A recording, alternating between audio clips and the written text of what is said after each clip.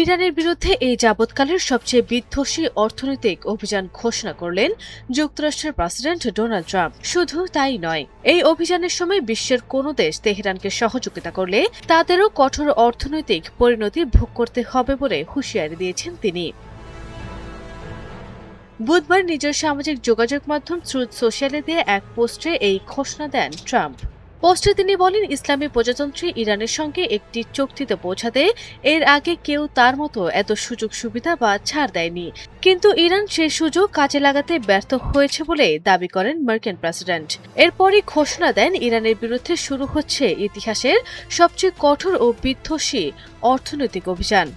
তার ভাষায় এটি শুধু নিষেধাজ্ঞা নয়, এক ধরনের অর্থনৈতিক যুদ্ধ, যার ফলে আন্তর্জাতিক বিশ্ব থেকে অভূতপূর্ব মাত্রায় বিচ্ছিন্ন হয়ে যেতে পারে ইরান। ট্রাম্প আরও হুঁশিয়ারি দিয়ে বলেন, কোনো দেশ যদি তাদের অর্থনৈতিক প্রতিষ্ঠান, বাণিজ্য, বিমানবন্দর বা সরকারি ব্যবস্থার মাধ্যমে ইরানকে সহযোগিতা করে, তাহলে সেই দেশকেও ভয়াবহ অর্থনৈতিক পরিণতির মুখে পড়তে হবে।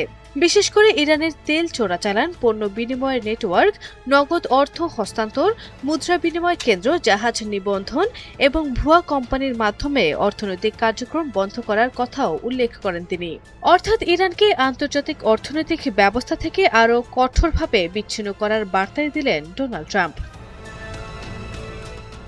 ইরানকে ঘিরে ওয়াশিংটনের এই কঠোর অবস্থানের পর আন্তর্জাতিক অঙ্গনে এখন নজর থাকবে তেহরানের পাল্টা প্রতিক্রিয়া এবং ইরানের মিত্র দেশগুলোর পরবর্তী পদক্ষেপের দিকে।